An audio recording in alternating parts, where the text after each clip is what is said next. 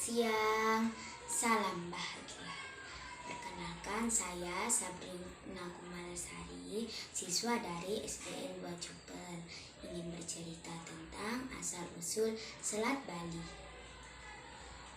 Pada zaman dahulu, ada seorang Brahmana sakti yang bernama Sidimatra.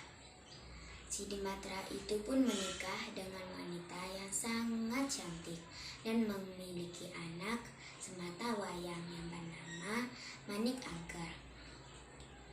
Manik Angker itu pun tumbuh dewasa dan menjadi pemuda yang gagah dan tampan. Akan tetapi Manik Angker mempunyai sifat buruk, yaitu suka berjudi. Manik Angker selalu kalah dalam berjudi dan menghabiskan uang miliknya. Setelah itu Manik Angker pun mencuri uang ayahnya, mengambil sedikit uang milik ayahnya. Akan tetapi Manik Angker selalu kalah dalam berjudi. Tetapi Manik Angker tidak pernah mudah menyerah, dan Manik Angker mencuri uang ayahnya hingga habis. Sidimatra pun terkejut melihat kotak perhiasan yang kosong. Tiba-tiba Manik Angker pun datang menghampiri Sidimatra. "Ayah, bantulah aku untuk melunasi hutang-hutang judiku." "Maafkan ayahmu ini anakku, uang ayah sudah habis. Tapi ayah, jika aku tidak melunasi hutang-hutangku, mereka akan membunuhku." Sidimatra pun bersemedi untuk para dewa. Tiba-tiba ada suara, "Datanglah engkau ke kawah Gunung Agung. Di situ ada seekor naga yang bernama Naga Besuki." Sidimatra pun pergi ke Gunung Agung dengan melewati hutan yang banyak hewan buas dan hantu.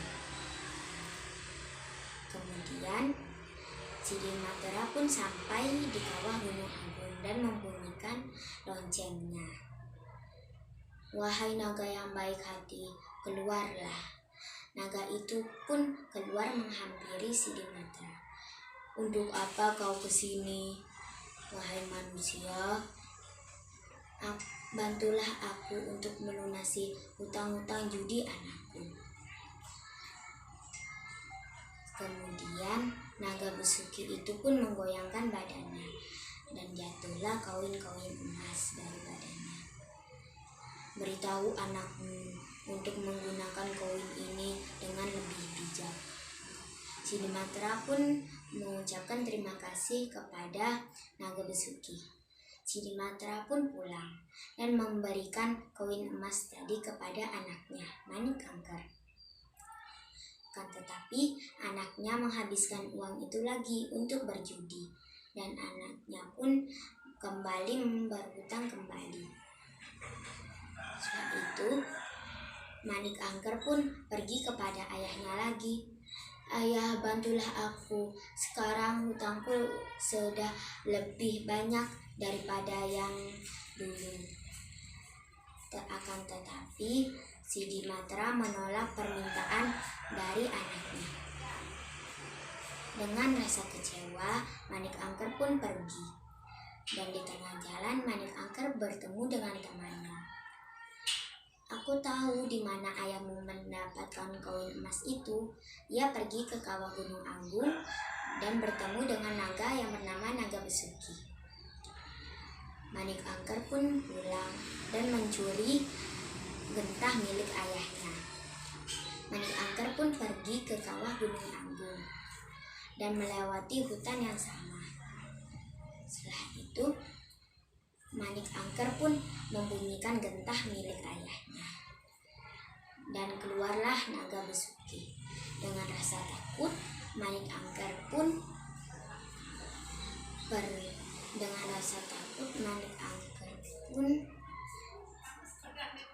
berlari dari Naga Besuki itu, dan ia pun kembali lagi kepada Naga Besuki itu dan meminta sebagian dari koin Naga Besuki itu. Aku disuruh ayahku untuk meminta sebagian dari koin emasmu, kata Manik Angker. Akan tetapi Naga Besuki mengetahui kalau Manik Angker sedang berbohong. Sambil marah, Naga Besuki itu pun menggoyangkan badannya, dan jatuhlah koin-koin emas. Tetapi rasa serakah Manik Angker muncul ketika melihat ekor Naga Besuki yang ada berlian besarnya. Kemudian Manik Angker pun menebas ekor Naga Besuki itu dan membawanya lari. Naga Besuki itu pun marah dan mengeluarkan api dari mulutnya. Setelah itu Naga Besuki melihat jejak kaki Manik Angker dan melihat jejak kaki itu dan menjilatnya. Setelah itu Manik Angker pun berubah menjadi abu. Di rumah, Sidi Matra pun bersedih ketika mengetahui anaknya sudah meninggal. Manik Angker pun pergi ke Gunung Agung dan bertemu kepada Naga Besuki. "Tolonglah aku, Naga Besuki. Aku mohon kepadamu, pulihkan anakku." "Aku mau memulihkan anakmu, asalkan kamu bisa memulihkan ekorku." Sidi Matra pun memulihkan ekor Naga Besuki itu menggunakan tongkat ajaibnya. Ekor Naga Besuki itu pun pulih kembali, dan Naga Besuki itu pun menyemburkan abu dari dalam mulutnya, dan muncullah sosok Manik Angker. Manik Angker pun meminta maaf kepada ayahnya. "Ayah, maafkanlah aku, ayah. Maafkan anakmu ini. Aku tidak akan mengulangi perilaku jahatku ini." Ayahnya pun memaafkan Manik Angker. Akan tetapi ayahnya mengucapkan kepada Manik Angker, "Aku mau memaafkanmu, tetapi kamu harus hidup dengan sendiri bersama Naga Besuki." Setelah itu Sidi Matra pun membuat garis dengan tongkat ajaibnya itu. Tidak lama kemudian garis itu pun terbelah, dan lama kemudian muncullah air, dan air itu pun menjadi banyak sekali dan berbentuk sebuah lautan. Disitulah terjadinya Selat Bali.